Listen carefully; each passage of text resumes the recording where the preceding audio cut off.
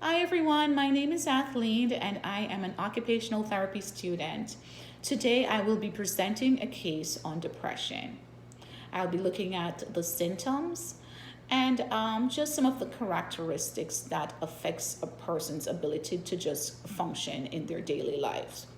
So my client is a 21-year-old female. She is a librarian who was just diagnosed with depression. She presents with difficulty getting into work in a timely manner. So she's oftentimes tardy. She also presents with difficulty carrying out assigned tasks in a timely manner. My client also presents with difficulty with her social interaction skills.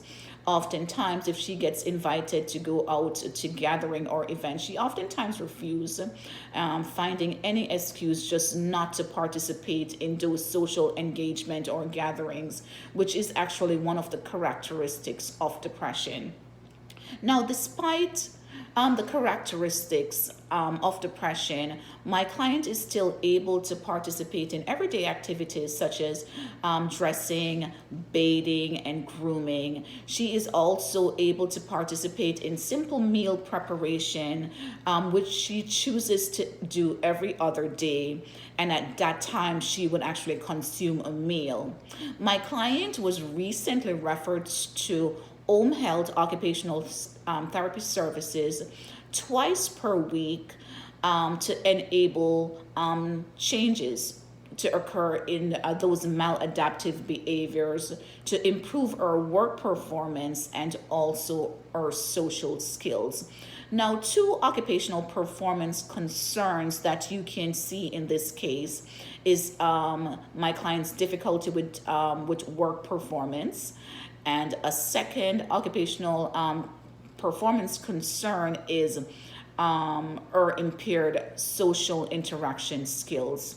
Two occupational performance trends that you can see is our ability to still engage in our ADL, such as their dressing, bathing, and grooming, and also our ability to participate in simple meal preparation activities. Now, what are some of the characteristics that you can see in a person with depression? You can see decreased interest in participating in activities, which you can see with my client, decreased concentration, decreased energy levels. So they're always feeling like a little bit on the low side, feelings of hopelessness, increased irritability and anger. So those are some of the symptoms that you can see in patients with depression. Now, what are the frame of reference that I would use as a clinician to guide my treatment? Now, the frame of reference that I would use would be the cognitive behavioral frame of reference, because this frame of reference associates the characteristics of depression to the individual, demonstrating the cognitive attributes of the disease through the maladaptive behaviors. The cognitive behavioral frame of reference would be used to guide me on changing the individual's belief, resulting in a behavioral change.